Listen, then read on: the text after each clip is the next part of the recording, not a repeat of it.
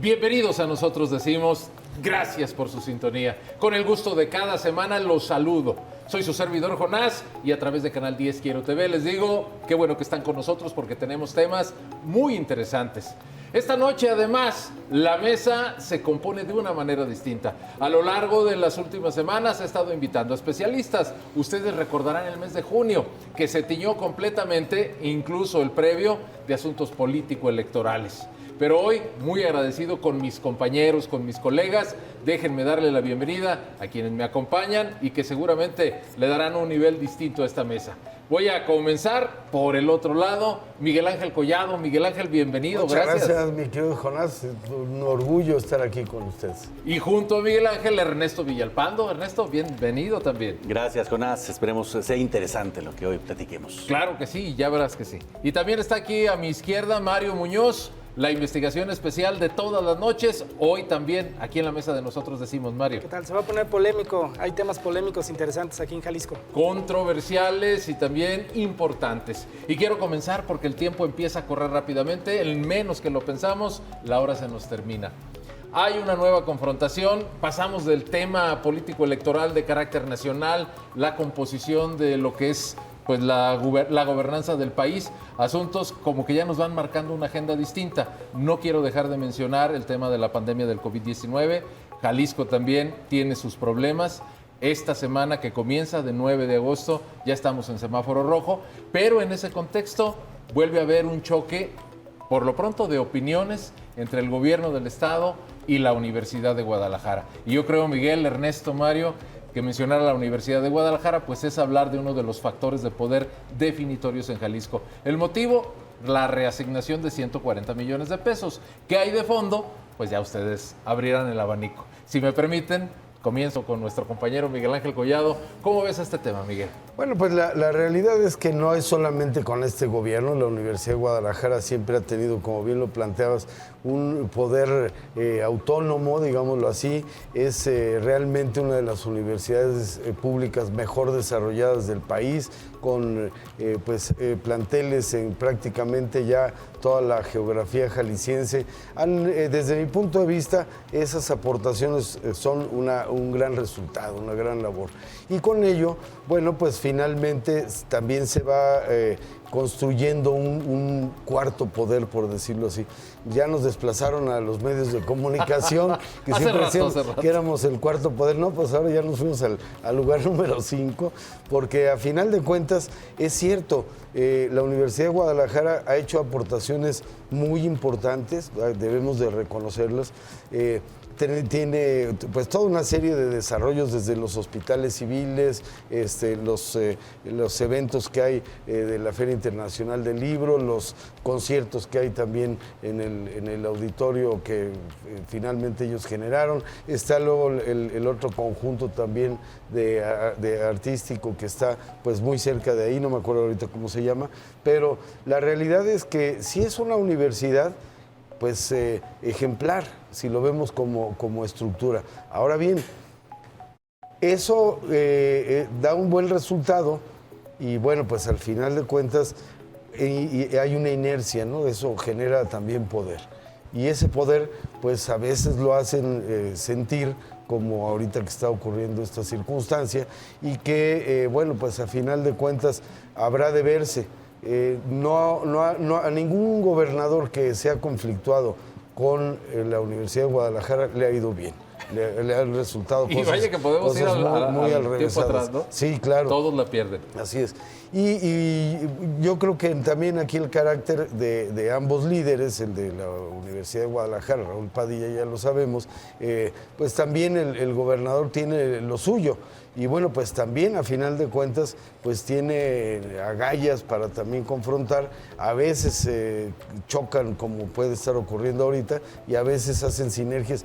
Todo el arranque del programa COVID, bueno, pues estuvo sustentado en médicos e instituciones derivadas de la Universidad de Guadalajara y han sido una solución. Ahora, también el empuje del gobierno se ha sumado y a final de cuentas pues somos, quierase o no, uno de los estados que menos afectaciones han tenido, no tanto en nivel de contagio, sino en capacidad de respuesta, ¿no? Sí, sin duda. Ahora, la verdad es que hay que preguntarse qué está detrás, qué mueve el gobierno de Jalisco a hacer esta transformación de recursos, esta nueva reasignación de recursos de la Universidad de Guadalajara. ¿Es el asunto del COVID y la construcción de este nuevo hospital? ¿Es la nueva cercanía con el presidente de México? Donde hablamos de una muy reciente, ¿verdad? Buena relación reciente del presidente de México con el gobierno de Jalisco y, por supuesto, las palabras del propio presidente de hace unos días, donde hablaba de quién es el que está detrás del poder en la Universidad de Guadalajara, que además no nos dice nada nuevo, pues es una realidad que en la Universidad de Guadalajara sí tiene un poder detrás, se llama Raúl Padilla López, y sí tiene quien controla los intereses de la Universidad de Guadalajara para fines que no son criticables en razón de que aportan algo a la ciudadanía, sin duda. Y la realidad también igual, y hay que ponerlo también sobre la mesa, es ¿qué tiene que pesar más? ¿Es real la pregunta del gobernador de qué está por encima de la salud? ¿Un museo? ¿Sí es más importante la construcción o terminación de un museo de ciencias ambientales contra la construcción de un hospital? A final de cuentas, lo va a manejar la Universidad de Guadalajara también, porque al final los hospitales civiles son controlados exclusivamente. Pero ¿sabes qué, Ernesto? Fácticamente. Sí, claro. Porque finalmente los hospitales civiles tienen su autonomía y su propia estructura administrativa, aunque sabemos que hay una conexión irrompible con la universidad. A ver, ¿quién define quiénes son los directores de los hospitales civiles? ¿Quiénes son los principales funcionarios de los hospitales civiles? La Universidad de Guadalajara, 100%, aunque pues tiene una conexión y dependencia muy cercana de la propia Secretaría de Salud. Pero al final de cuentas, el control total del hospital civil está del lado de la Universidad de Guadalajara. ¿Por qué el gobierno de Jalisco pretende la construcción, le da prioridad a la construcción de este hospital? No lo sé, y quizás es la pregunta que todo el mundo tiene en el aire, si tiene que ver con la medición de fuerzas, con la cercanía con el presidente, con una diferencia con Raúl Padilla López. Y entramos al tema que Miguel hablaba. ¿Busca el gobernador generar una disputa con Raúl Padilla López? Porque hay que decirlo así, es una diferencia con Raúl. ¿Y cómo vamos a salir o cómo va a salir librado el Estado en esta diferencia por los casos que hemos visto que no han sido algunos de ellos hasta vergonzosos de anteriores gobernadores? Mario, ¿sabes qué? Antes de darte la palabra, déjame hacer un par de apuntes muy pequeños. El primero, 140 millones de pesos me parece una minucia. O sea, 140 millones en lo que maneja la universidad, lo que maneja el gobierno del Estado, me parece muy poco como para un rompimiento. Sí. No es el dinero. Y el segundo, ¿no les parece muy raro, y te lo pregunto, Mario, como que en este momento haya una confrontación? Dices, pues no hay elecciones en puerta, no hay nada que discutir, el manejo presupuestal, pues todavía queda algunos meses. Al menos a mí me llama la atención. Bueno, lo que da también mucho interés es por qué en agosto apenas está fluyendo un recurso que estaba etiquetado desde enero, ¿no? Desde enero pasado. Está la especulación de si este es un castigo, entre comillas, para la UDG por no iniciar clases presenciales junto con la Federación y el Gobierno del Estado.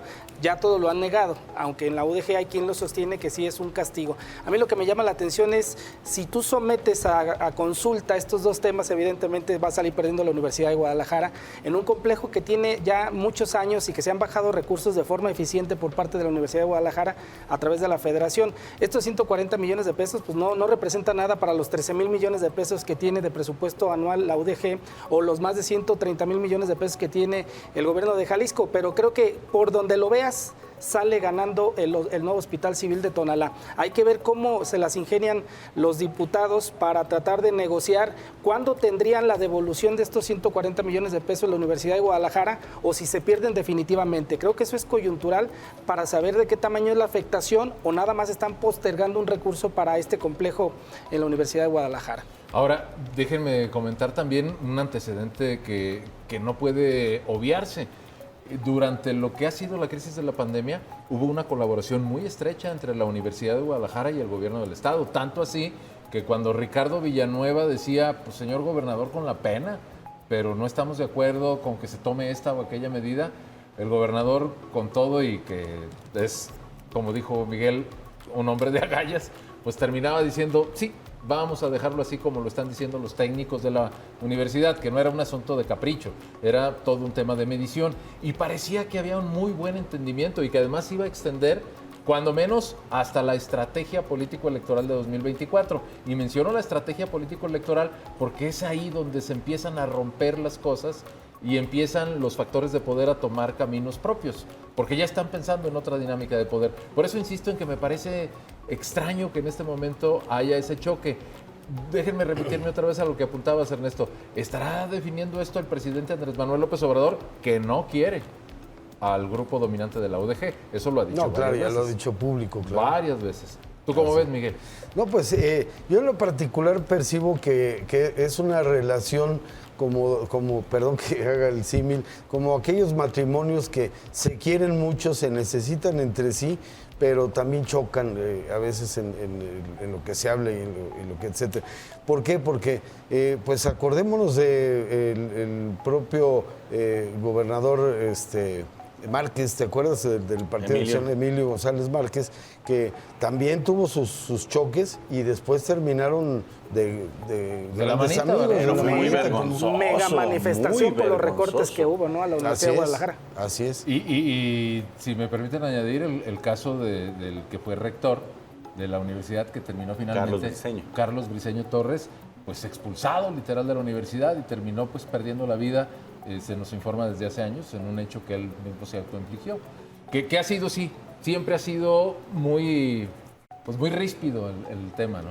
Así es. Ahora hay que recordar que la relación del gobernador con Raúl Padilla no es la mejor del mundo, ¿eh? Que no es cuento de hadas. No es. Ciertamente, ¿no? Esta relación viene de mucho tiempo atrás con dificultades entre uno y otro. Se han señalado y se han criticado constantemente y solamente al arribo al gobierno del estado de Enrique Alfaro es que comienzan a generar política en una relación saludable, gobierno-universidad, pero que no necesariamente significa que han tenido una buena relación. ¿Por qué? Porque Alfaro ha criticado a Raúl Padilla directamente y Raúl Padilla también ha mandado a sus grupos a atacar a Enrique Alfaro durante mucho tiempo. Sí, en temas importantes. Así es. Entonces no se trata de que ha habido una luna de miel. Han sabido tener una relación gobierno-universidad. ¿Qué pasa en ese momento? También igual coincido con ustedes. O sea, hay una gran duda de dónde surge, porque por 140 millones de pesos están generando un choque entre dos instituciones importantes, el gobierno y la universidad. La universidad siempre se ha salido con la suya, también hay que señalarlo, ¿eh? Regularmente bajo el dicho de la autonomía universitaria mueven, y hay que recordar que tiene la Universidad de Guadalajara brazos por todas partes.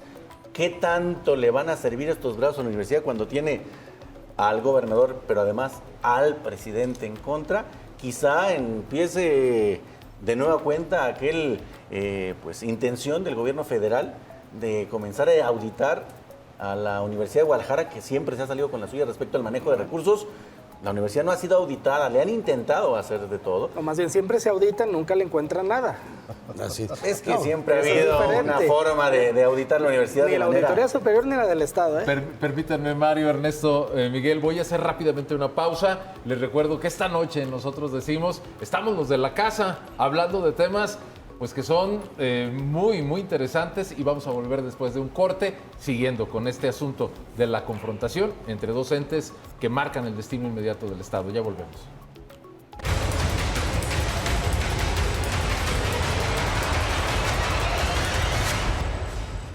Estoy de regreso, estamos de regreso, mejor dicho, y nosotros decimos esta noche de lunes 9 de agosto, qué bueno que siguen en nuestra sintonía. Comenzamos hoy acompañado por un trío de lujo, Miguel Ángel Collado, Ernesto Villalpando, Mario Muñoz. Comenzamos a revisar esto que ha sido pues un nuevo choque entre dos grupos importantes en Jalisco. Por un lado el gobierno del estado, que incluso me quedo muy corto diciendo que es un grupo, pero pues sí es el grupo de poder que tiene como líder Enrique Alfaro, y por otra parte la Universidad de Guadalajara. Déjenme dar un dato, un antecedente que es interesante esta noche, porque tiene que ver con lo que se está marcando en la agenda.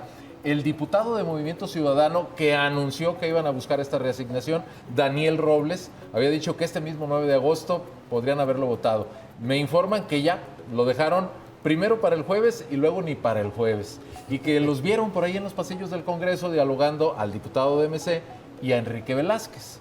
que es evidentemente un elemento fuerte de lo que La es el grupo representación de la universidad. ¿Habrá ya algún principio de reconciliación? Te habíamos quitado la palabra, Mario. Sí, seguramente, porque no es tanto dinero y sí puede haber por ahí un rescate de alguna bolsa que esté pues sin ejercer en la Secretaría de la Hacienda Pública del Estado. Yo creo que, y esa es una pregunta, este conflicto de 140 millones de pesos da para que la Universidad de Guadalajara, ahora que regresa a las clases virtuales el 10 de agosto, da para que salga a las calles. Yo creo que no, yo creo que esos 140 millones de pesos puede haber una negociación tranquilamente para que entre el gobernador y Ricardo Villanueva, que se han sentado en la mesa para abordar temas como la pandemia, puedan negociar o convenir de qué manera se hace un plan, si no es en este año, en el que sigue para finalizar este Museo de Ciencias Ambientales, porque lo decía por ahí el director de las empresas parauniversitarias, que el proyecto ya tiene 30 millones de pesos de deuda con algunos proveedores o constructores. Ya gastados. Ya gastados. Entonces, bueno, creo que ahí hay economías que tienen que solventar o pagar, pero sí creo que puede haber una negociación tranquilamente en donde la Universidad de Guadalajara no salga tan raspada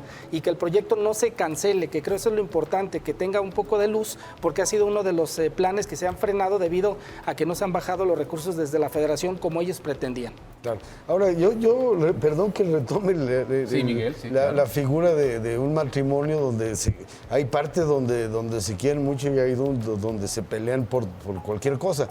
Esta visión, de alguna manera, ha sido a lo largo de muchos años, de varios sexenios, ese tono, digámoslo así, pero a final de cuentas también hay cosas que se han generado muy positivas.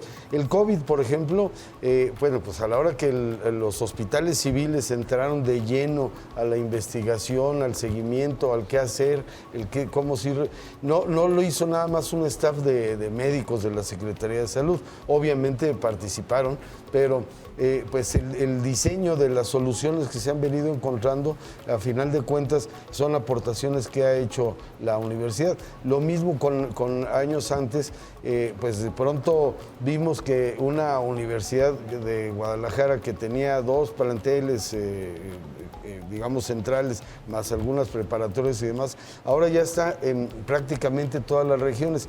Ahí son los resultados positivos donde embonan gobierno y embona la Universidad de Guadalajara. Y vaya que han generado en ese sentido entre el gobierno y la universidad, pues una red muy interesante a nivel universitario, que yo creo que nada más en Nuevo León puede existir algo similar, y obviamente en la UNAM. Claro, claro. Por supuesto. Pero un elemento que no hemos comentado, Miguel, porque además pues no hay manera de medirlo plausiblemente, pues es todo el valor en recursos humanos que ha producido la universidad. Así es. En décadas y décadas. ¿Cuántos egresados de la universidad, incluso preparatorianos nada más que no cursaron una carrera, pues hoy son ciudadanos de Jalisco que están contribuyendo al desarrollo del Estado? Eso es un valor inconmensurable. Entonces, tenemos que ponderar las dos cosas, ¿no? La parte positiva de lo que ha hecho la universidad, y por otra parte, pues también el entendimiento al que han llegado cuando han llegado con las autoridades estatales. Lo que es una realidad es que pues cuando quiere alguien mandar a uno contra otro, ahí es donde empiezan los choques, y creo que eso le ha pasado a la universidad, pues ¿qué les gusta? ¿Los últimos 25, 30 años? No, y hasta más, Así ¿no? es. Porque incluso con los gobiernos priistas de aquella etapa de la historia, también había un montón de tensiones. Nada más que no se ventilaban tanto, no había Twitter ni Facebook. Ernesto, yo te quiero preguntar, porque luego tú eres hombre de palabras terminantes. ¿Es castigo o no es castigo por este tema de la no vuelta a clases presenciales? ¿Tú cómo lo ves? Porque hasta el presidente entró. Híjole, me parece sería un castigo muy barato. El tema de los 140 millones yo creo que viene de otro lado. Digo, creo que se le suma un poco al presidente, pero yo creo que va más por una negociación. Hay otro interés detrás de esto, y es una negociación que vamos a ver seguramente en los próximos días. El asunto del museo tampoco hay tanta urgencia en la Universidad de Guadalajara. Yo quisiera entrar un poquito al tema de las empresas de la Universidad de Guadalajara. Adelante. Porque defiendes, por ejemplo, que son cuestiones de índole social quizá. Un museo como el Centro Cultural Universitario, como el Auditorio Telmex, como el Club de la UDG de los Leones, como ¿para quién le sirven? Son empresas que tienen un público pequeño, que benefician Es más, de los resultados de estas empresas no tenemos ni siquiera conocimiento, ¿eh? Y efectividad. ¿Cuánta gente visita estos lugares de la Universidad de Guadalajara? ¿Cuántos? ¿Cuántas veces hemos ido nosotros a un punto de estos? Bueno, podríamos Son decir los que negocios varias, de Raúl Padilla. Pero siguen siendo espacios más o menos acotados, ¿no? Muy acotados. Es más, extremadamente acotados, ¿eh? Pero a mí me llama la atención que por primera ocasión Ricardo Villanueva declaró que con los ingresos generados por las empresas parauniversitarias, principalmente la FIL, el Telmex o el Diana... Ese es el único. La FIL yo creo que es el único más social, porque los otros son negocios Sí, claro. que no necesariamente representan a nuestro Estado ni generan un carácter social. Por primera ocasión, en el siguiente año, y eso lo tiene que hablar el Consejo General Universitario, los recursos que se generen en estos tres, principalmente para universitarias, se van a destinar para crear nuevas aulas. Esa es la promesa que está haciendo Ricardo Villanueva. Los Y recursos llama que la se atención, generen del año pasado para acá. ¿cuántos años han cerrados. pasado y en dónde han quedado esos recursos? Bueno, ¿no? sí, tal cual. yo ahí le voy a hacer de referir un poquito, si me lo permiten.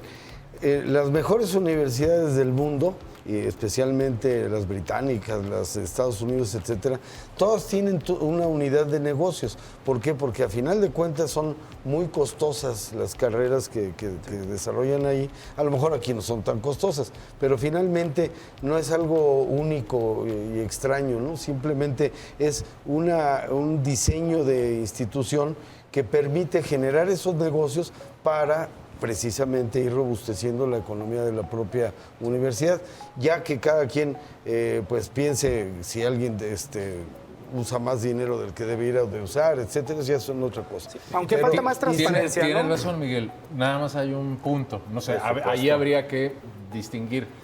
Pues es una institución pública. Por eso, presupuesto pero, reciben los otros? sí, no por eso, pero institucionalmente también hay universidades en ese sentido. La propia UNAM también tiene sus unidades de negocio. Claro, O sea, no es algo extraño. Aquí lo importante es pues que se lleve una administración adecuada, que vaya enfocada a los intereses de la universidad, no de las personas. Y en ese sentido a mí no me extraña. Y la verdad es que también han hecho cosas muy buenas, muy positivas, y bueno, pues habrá quien cuestione el manejo, ¿no? Pero el resultado final, pues son unidades universitarias en las diferentes regiones, edificios maravillosos que han logrado. Ahora buscan por un tercer hospital civil que sería maravilloso para toda la gente de allá de la zona oriente. Y bueno, pues yo creo que la fórmula no es lo que está mal. Quizá a veces el malentendido de quién es o quién va a ser más poderoso al respecto de eso, creo que ese ha sido justamente el terreno de choque nada más. Es mi punto de vista. Y que seguramente en otra etapa, a lo mejor las empresas parauniversitarias hubieran podido salir al quite para dar esos 140 millones de pesos que hacen falta al Museo de Medio Ambiente o de Ciencias Ambientales, pero en esta ocasión están en una crisis tremenda, porque hicieron despedidero de gente debido a que no han estado funcionando en más de año y medio, sobre todo el Teatro Telmex y Diana, que sí generaban una buena derrama. Déjenme hacerles otro planteamiento también para ver cómo lo estamos revisando y no quedarnos solamente en la diferencia de opiniones sobre una reasignación. Reasignación que quién sabe si suceda ya, por lo que estamos viendo. El tema de la vuelta a clases presenciales. A mí me llamó mucho la atención que hasta el presidente les aventó su cacaraca y dices, oye, en la UNAM tampoco regresaron, en el Instituto Politécnico Nacional no regresaron. ¿Por qué no más regañas a la universidad? Así es. Pregunto Así yo. es. ¿Ustedes qué opinan? tiene una diferencia. ¿Error o certeza? No, a ver, hay una diferencia clara del presidente con Raúl Padilla, no de nuevo, y lo dijimos hace unos minutos. Esa es una realidad. A la primera oportunidad que tenga el presidente de criticar a la Universidad de Guadalajara, pues va a criticarla porque sabe quién está detrás de. Esa es lógica del presidente. Y sí, si no regresa a la Universidad de Guadalajara a clases, tiene razón también la Universidad de Guadalajara en ese aspecto. Yo creo que sí tenemos que separar los diferentes aspectos. Uno, el asunto de que tiene que ver con el hospital. Y el regreso a clases es otra cosa, ¿eh? La verdad es que hay que valorar el asunto de la situación de la pandemia en este momento. Y en este momento nos habla de contagios muy elevados. Quizá en un mes los contagios se disminuyan y entonces la universidad tenga la posibilidad de regresar a clases. Yo sería a favor de que iniciaran las clases como se den. ¿Por qué es necesario? Porque la educación a distancia no está sirviendo, pero para absolutamente nada. Y los padres de familia, obviamente queriendo a sus hijos, pues no van a querer mandar a sus hijos a clases porque además el sector de la población más vulnerable o que se está viendo más afectado por la pandemia en este momento, pues son los jóvenes y los niños. Tú como padre de familia vas a definir si mandas o no o pones o no en riesgo a tu hijo al mandarlo a clases. Muchos van a decir no, la Universidad de Guadalajara abre puertas y a lo mejor no recibe alumnos. Eso es muy probable. Pero por lo pronto están cerradas. Mi estimado Mario, tu opinión, porque ya casi nos llaman a corte y tendremos que cambiar el tema. A mí me parece que la postura de la Universidad de Guadalajara ha sido precisa y positiva, con la intención de que no se vayan a detonar más contagios en estos días, que hay que recordar, el 25 de agosto se prevé que sea el máximo pico y ya vamos al doble de lo que teníamos de incidencia en enero pasado, que fue la mayor crisis de la pandemia.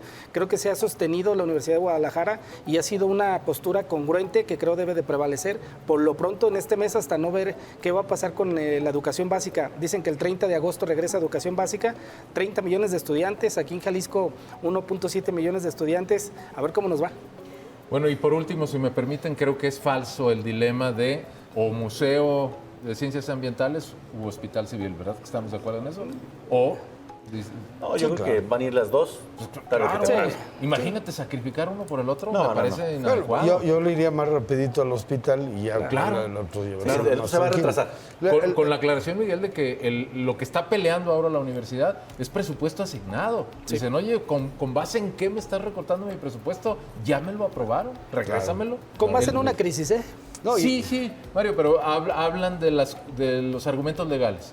Que esos pues, los dirimirán los diputados, si es que los dirimen. Sí, los recortes siempre han existido, nomás que en esta ocasión se toparon con la Universidad de Guadalajara. Y hay algo que también creo que no debemos dejar vacío, es la participación tan importante que toda una serie de investigadores, médicos, etcétera, la misma institución de los hospitales civiles, han hecho aportaciones muy buenas para abatir o combatir cuando menos el problema del COVID.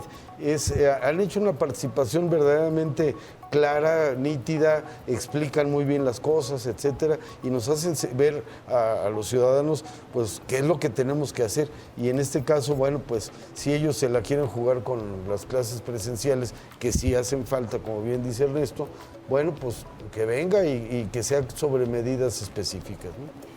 Bueno, vamos a hacer otra nueva pausa. Yo estoy seguro que les está gustando la mesa de esta noche. Vamos sobre un tema también muy interesante. Déjenme les hago una pregunta. ¿El presidente López Obrador habla inglés o no? Porque hoy volvió a comunicarse telefónicamente con Kamala Harris. ¿En qué idioma? Dejémoslo como algo secundario, pero ¿de qué hablaron? Eso es lo interesante. Ya volvemos.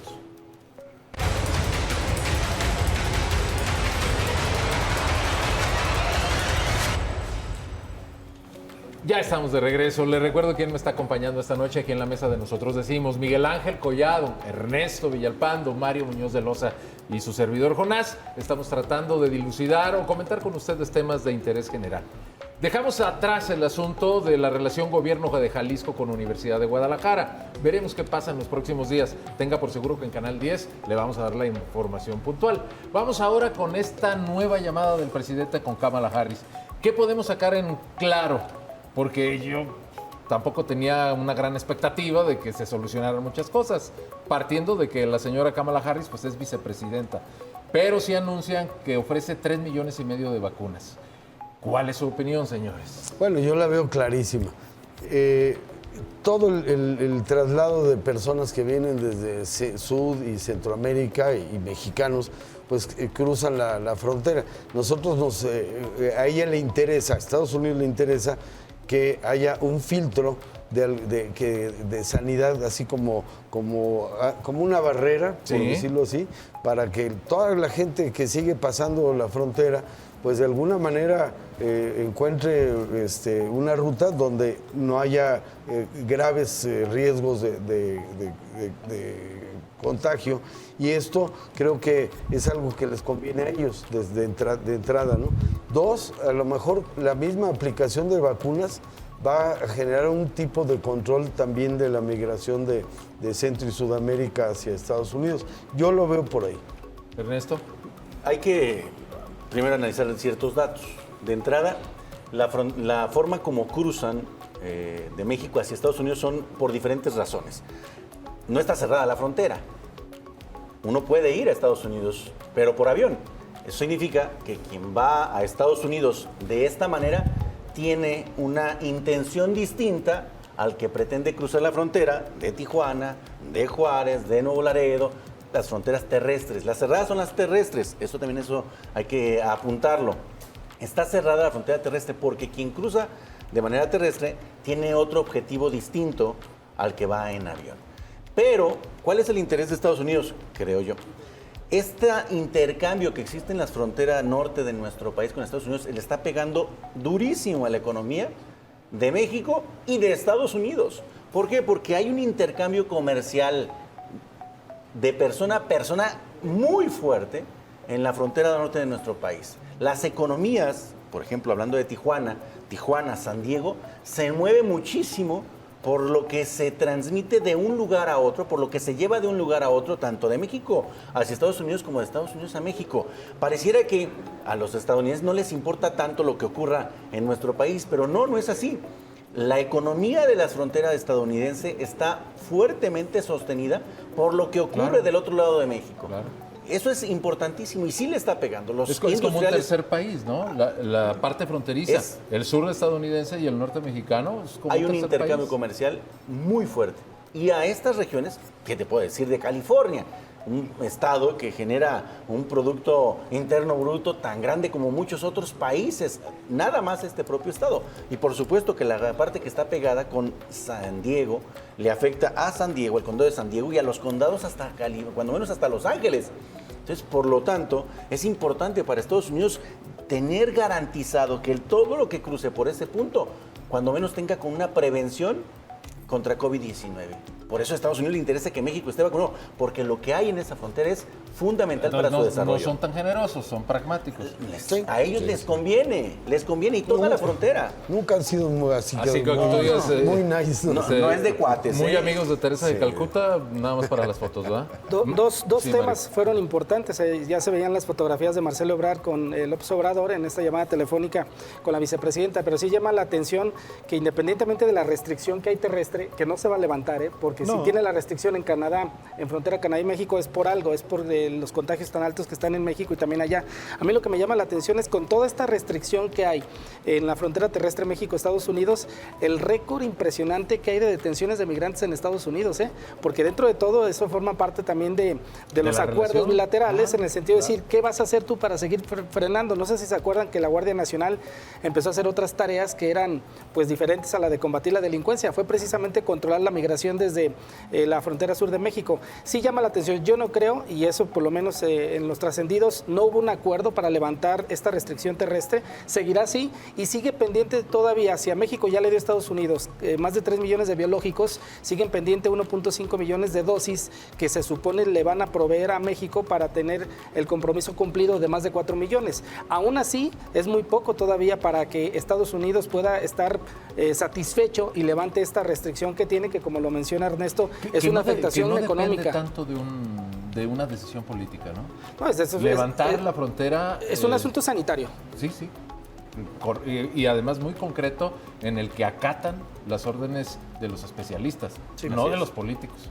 Déjenme agregar algunos puntos que a mí me llaman mucho la atención porque el presidente se lo tuvo muy guardadito. Él no habló con días de anticipación de que iba a comunicarse con Kamala Harris. Es más, yo no podría presumir de saber cuántas veces han hablado, porque deben tener llamadas en privado, ¿no? El presidente lo anuncia el fin de semana. Después que se confirma que el nuestro es el país que es el principal socio comercial de Estados Unidos, por encima de China, porque ya traen ellos sus broncas.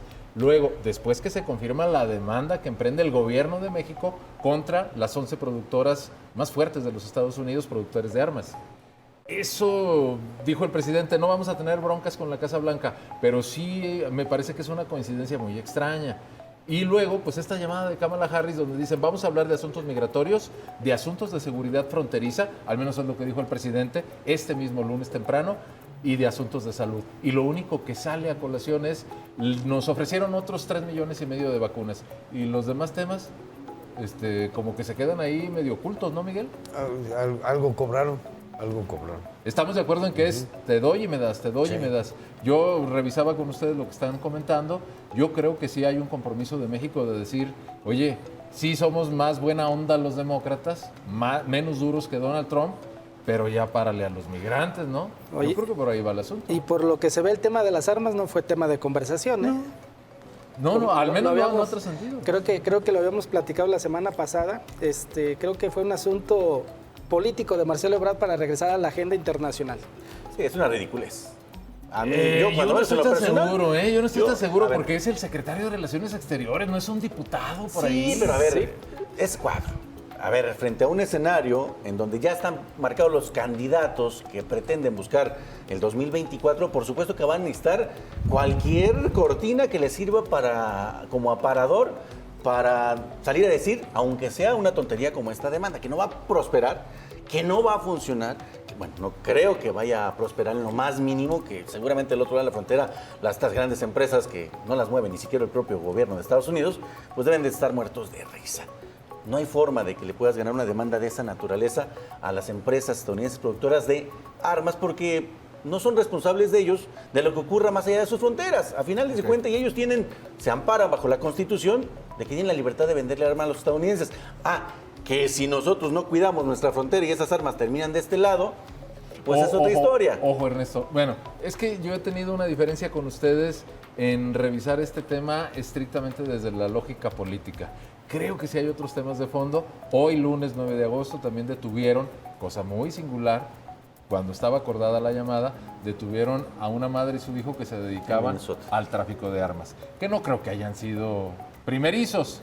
Ni creo que haya sido casualidad del tema. Ni los fabricantes. Y el absurdo de que mexicanos exijan a los empresarios si venden o no venden sus armas, ¿no? O sea, los que fabrican y venden armas, pues tú me compras, pues ahí están y goodbye, ¿no? Así que no hay un control que debiera o que pudiera trasciende haber, la frontera. Pero a final de cuentas no tienen por qué reclamarle a las personas que van y compran esas armas y las trasladan. Ya sabemos que son los malos los que lo hacen, pero a final de cuentas no puedes demandar a una empresa de Estados Unidos porque le estás vendiendo a mexicanos que cruzan la frontera esas armas, ¿no? El hecho de el hecho de que hayan tardado casi 3 años en armar una demanda, dice, no, hombre, pues hay que ver el contenido para ver, imagínate, ¿qué dice pues el documento para haberse tardado tanto tiempo? Esto a mí por eso me suena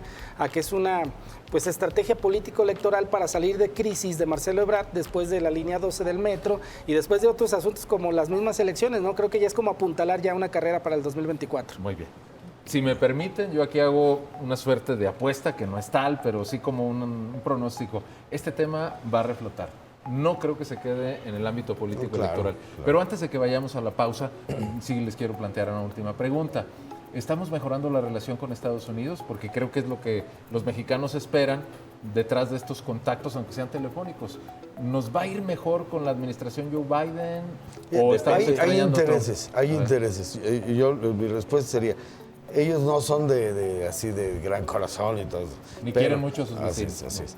Pero obviamente, por ejemplo, en el tema del COVID, que así lo planteaba yo desde el principio, lo que menos les conviene es que sigan entrando personas de manera irregular, porque esas personas irregulares no necesariamente están vacunadas ni nada parecido. De ahí que dicen, no, pues sabes que yo ahí te pongo esta cantidad de vacunas y tú a todos los que cruzan o anden por ahí, a todos échales la vacuna, ¿no? Ahí es donde caemos al punto de que buscan sus intereses, a final de cuentas, por algo lo hacen, ¿no?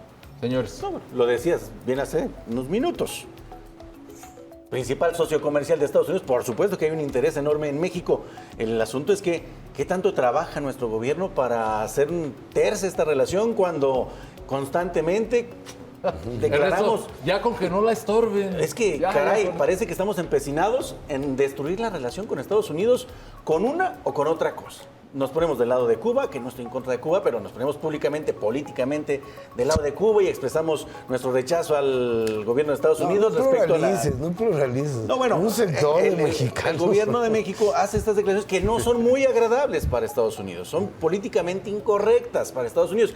Y además, pues, ¿para qué las hacemos? ¿Qué ganamos con oponernos? ¿Ni le ayudamos a Cuba? Ni una ni otra, nomás quedamos mal. O apoyamos al gobierno de Venezuela, donde sabemos que hay una total rivalidad con Estados Unidos. En fin, políticamente creo que nos estamos equivocando y de gratis. Creo que el gobierno de México no debe meterse Pues en lo que no le importa, sencillamente. Mario, antes de la pausa. Poco a poco ha mejorado la relación, ¿eh? Para después de la elección que no reconocía el triunfo de Biden, creo que bueno, ahí la llevamos poco a poco con este tipo de llamadas que se hacen entre máximas autoridades de México y Estados Unidos. Sí, pero a ver, las mismas llamadas se hace Estados Unidos con Rusia. Eso sí. Y dime cuándo ha mejorado algo. Sí, pero esa llamada de eso a nada, a estar en conflicto por declaraciones de López Obrador, creo que algo es algo. Bueno, hagamos el corte. Les voy a tener otros temas interesantes con mis invitados esta noche, Miguel Ángel Collado, Ernesto Villalpando, Mario Muñoz, y nos vamos a referir a la pobreza. Porque ¿sabe qué? Hay más pobreza en México, aunque la 4T esté a todo vapor en contra de eso. Ya volvemos.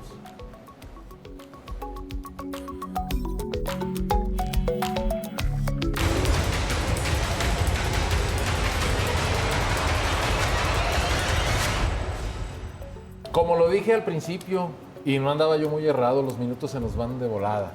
Quiero aprovechar esta última parte del programa, esta noche del lunes 9 de agosto, pues para poner sobre la mesa el tema de la pobreza. Lo que nos decía Coneval, hoy escuchaba unas entrevistas muy interesantes con los investigadores que plantearon este estudio bianual, abarca 2018, 2019 y 2020, es que a pesar de todas las políticas públicas que se han expresado principalmente en apoyos sociales, pues fue insuperable el tema de la pobreza. No sé si hay que acreditárselo a la pandemia o a la ineficiencia de los programas sociales o a la caída de otros programas económicos. O a la suma de todo. O a la suma de todo, Miguel, porque también se desmontaron. Creo que sí podemos percibir, los cuatro, que ha habido un ánimo muy fuerte del gobierno federal de desmontar todo lo que venía detrás, nada más porque era de los de antes. Este discurso permanente del presidente de que el periodo neoliberal, pues creo que le ha dado al traste algunas cosas que no estaban tan mal. Pero bueno, ya es tema de que lo revisemos. Por lo pronto, 5.57% más de pobreza en este momento en comparación con 2018. Mira, uno de los primeros conflictos que tuvo, si ustedes recuerdan, el presidente López Obrador al llegar a Los Pinos o al Palacio Nacional, más bien ahora, ¿Sí? A final de cuentas, era algo contrasentido de carácter social, que fue el cierre de los lugares para que las señoras que trabajan pudieran dejar a sus hijos. Las guarderías. Las guarderías. Instancias. Y que las cerraron, que porque había malos movimientos o malos manejos y lo que tú quieras y gustes. ¿Cómo un presidente que entra a una campaña y triunfa en esa campaña con una perspectiva 100% social, le da en la torre a cuántos hogares? O sea, es un factor de pobreza que muchas mujeres pues dejaron de poder ir de trabajar porque no tenían ya dónde tener a sus hijos. Por decir un caso, pero un caso grave y grande desde mi punto de vista. Para mí, yo lo único que esperaba cuando entró el presidente López Obrador, dije, bueno, por lo menos de veras va a ayudar, va a alivianar, como dicen, a los sectores más afectados. Pues las señoras que trabajan y necesitan una guardería, pues se quedan sin trabajo porque ni modo que dejen a sus hijos, ¿verdad? Y eso le dolió a la sociedad, pero muchísimo. Es, creo que uno de de las dagas más fuertes que le Y es un fenómeno pre-pandemia. Mucho ya antes de la pandemia, luego llegó la pandemia, ¿no? Yo creo que hay que dividir, también igual hay que ser justos. El tema del incremento de la pobreza, no podíamos esperar otra cosa, y no porque fuera la 4T. O sea, era evidente. Sí. No, y además es evidente, una pandemia como esta no solamente le pegó a México, le pega al mundo entero y genera pobreza en el mundo entero. ¿Cómo enfrentar la pobreza? Ahí es donde podemos generar algunas críticas. Pero, por ejemplo, creo que se le multiplica a nuestro país en razón de estas malas decisiones tomadas al principio de la administración.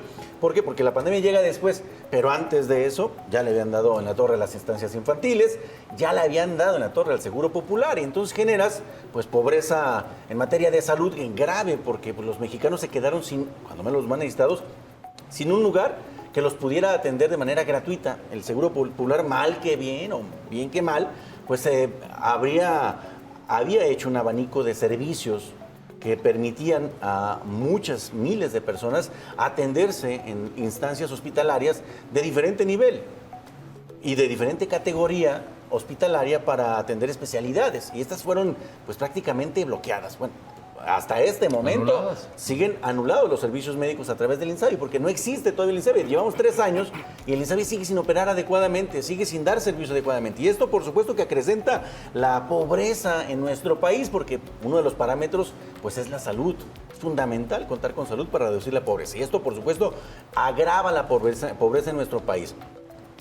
Genera riqueza, lo que decíamos días pasados, ¿dónde incrementa o reduce más bien los niveles de pobreza en México? En los estados del sur del país, Oaxaca, Chiapas. Son estados que dicen, caray, qué raro. En estos estados, pues No aumentó. no aumentó la pobreza, sino todo lo contrario. Bueno, pues hay que también igual señalar que la política de este gobierno destinó principalmente los recursos para apoyos sociales del centro del país hacia abajo. En el norte del país no hay casi recursos, pero del centro del país hacia abajo. Y entonces esos estados que se habían visto desfavorecidos durante muchos años, pues hoy reciben más apoyos. Pero es patrocinio de gobierno, que también eso hay que señalarlo. No incrementaron No es desarrollo empresarial, nada, no no es aumentó en generación de aspecto. empleo. Es patrocinio 100% de gobierno. ¿Es correcto o no es correcto? Bueno, quizá para el que recibe... Para los economistas, ¿no? Quizá para el que recibe asistencialismo. 1,000 pesos, doña Petra, que nunca había recibido pues un apoyo, hoy sí está recibiéndolo y para ella sí se transforma en un beneficio. Podría ser para ella, pero ¿qué tanto para el resto del país le sirve? Yo creo que muy poco, lamentablemente. Sí, yo creo que yo sí esperaba más, pero más pobres, porque yo creo que se quedan muy cortos, por lo menos a la mitad de la expectativa que se tenía, según organizaciones internacionales que estimaban 10 millones de pobres más con el impacto de la pandemia. Hay que recordar una cosa, y creo que esto es muy puntual. Enrique Peña Nieto había hecho un cambio en la metodología para medir la pobreza en México en el año 2018. Hubo una crítica del Coneval hacia el INEGI, que fue el que cambió la metodología, haciéndole ahora sí que el paro al presidente de entonces. Y ahora, cuando muchos creían que se iba a continuar con la metodología anterior para medir peras con peras, pues vemos que el gobierno de López Obrador, a través del Coneval, una instancia que ya está totalmente con las manos metidas del gobierno, pues prácticamente sigue la misma fórmula cambiada, y eso provoca que nada más hayan estos 3.9 millones de mexicanos que se sumaron a los 57 millones de pobres en México. Creo que hay una simulación y se puede demostrar de una manera muy simple. Cuando se incluyen remesas, cuando se incluyen donativos, ingresos en especie, cuando Gallinas. se incluyen, bueno, hasta puerquitos, yo creo que les contabilizaron a las personas para ver cuánto dinero tenían y para medir la pobreza. También contabilizaron los más de 300,000 millones de pesos que reparte el gobierno federal a través de subsidios. Entonces, es una manera de agarrar todo lo que se puede para simular que tenemos más dinero, más ingresos en los hogares, y por eso no fue tanta la afectación, aún así, con estos 3.9 millones de pesos. Creo que está truqueada la encuesta, seguramente son más los que se incrementaron en pobreza, y bueno, ahora pues no nos queda de otra más que aguantar esta nueva fórmula, que es con la que ya nos van a estar midiendo, en donde le están recortando tranquilamente 5 millones de pobres. Pero es un autoengaño. Es un autoengaño. Sí, pero se vale. O sea, a la opinión pública, al público en general, pues le pones esto y dices, pues a México no le fue tan mal, el presidente no está tan mal. No haces un análisis como este. Bueno, Ernesto, Miguel, pues que a la mitad de tu sexenio te sorprenda el dato de que hay casi 4 millones más de pobres, cuando la promesa era vamos a reducirla. Yo les quiero recordar el lema: por el bien de México, primero los pobres. Y la expectativa era reducir el número de pobres. Eso no se logró. Mira, otra contradicción clarísima fue con las inundaciones de Tabasco. Tenía dos alternativas que tomar el presidente: si inundar los campos o inundar la ciudad de Villahermosa. Un punto de vista muy personal es, a ver, Villahermosa pues, tiene una infraestructura, tiene drenajes, tiene etcétera. No es lo máximo de ciudad, pero está mucho mejor armada. Y vive gente que tiene un poco más de recursos que los que estaban en el campo. Y no, decidió aventar el agua para el campo y sin maquinaria, sin ninguna estructura, hasta que solita el agua se fuera absorbiendo, y pasaron cerca de 2 meses de vivir en esas circunstancias estas personas. Esas personas, si producían algo de campo, si lo que hubieran hecho en su actividad económica, pues obviamente ahí creció la pobreza. O sea, es más fácil que se defienda a alguien que vive en la ciudad, que se pudo haber subido un medio piso, a lo mejor perdió su sala y lo que tú quieras y gustes, pero bueno, pues se pone a trabajar y al rato ya compra otra. Pero lo que estaba viviendo esa gente era un verdadero infierno, un infierno sin fuego, era un infierno de agua. Y esa gente, pues, ese tipo de decisiones no están beneficiando al tema de evitar la pobreza, al revés, la está incrementando, es mi punto de vista mío muy claro, ¿no? Muy bien, Miguel, y antes de que ya se nos acabe el programa, dejo un par de apuntes sobre la mesa para que ustedes me den su opinión de cierre. No deja de llamarme la atención que aumentó la pobreza en Ciudad de México, en Guadalajara y en Monterrey. Estado de México también. Y en el Estado de Y México. Puebla. Y Que sería el único estado con y el daño tremendo gobierno que le morenista. causó la pobreza a Quintana Roo. Ahí sí creo que el motivo directo fue la pandemia, porque pues, se acabaron las actividades turísticas. Claro. Aquí la pregunta que yo me hago es, ¿y qué vamos a hacer? Porque no veo así como que muchas respuestas. Bueno, pues la expectativa es, dicen, crecimiento de 6% en este año. Yo no sé de dónde lo van a sacar otra vez, pero no queda de otra. Se necesita que se reactive la inversión pública del gobierno federal, que ha estado atorado o ha estado focalizado nada más en algunas obras en el sur de México. Le ha hecho falta una y otra vez el Plan Nacional de Infraestructura al país, que está atorado. Vamos en segunda fase, pero no hemos visto, por ejemplo, las obras en el aeropuerto, que aquí en Guadalajara venían 13,000 millones de pesos para ampliar la segunda pista y también para hacer un nuevo complejo. ¿Dónde están esos recursos? Se necesita el respaldo del gobierno federal para que se incremente la economía a través del Producto Interno Bruto. ¿Y dónde está ese dinero? Además, empezó la administración frenando todas las inversiones bajo el argumento del combate a la corrupción. Y frente a ese escenario nunca se volvió a restablecer. Sí. Los recursos siguen ahí sin poderse mover. Hay un error, una muy mala administración de los recursos para la inversión pública, lo cual es gravísimo porque hay que recordar que uno de los factores fundamentales del movimiento de cualquier país es la inversión pública también, infraestructura de todo tipo. Lamentablemente pues está frenada y sigue frenada, no hay inversiones, mientras no haya recursos moviéndose, el país no va a tener crecimiento. Señores, yo sé que el tiempo no nos da, Se acaba. pero hay otra semana por delante. Yo espero volver a recibirlos por aquí. Miguel Ángel Collado, Ernesto Villalpando, gracias. Mario Muñoz, les agradezco. Gracias por la invitación, Gracias. por supuesto. Y gracias sobre todo a ustedes. Yo confío en que aquí nos vemos la semana próxima. Esto fue Nosotros Decimos. Pase una excelente noche.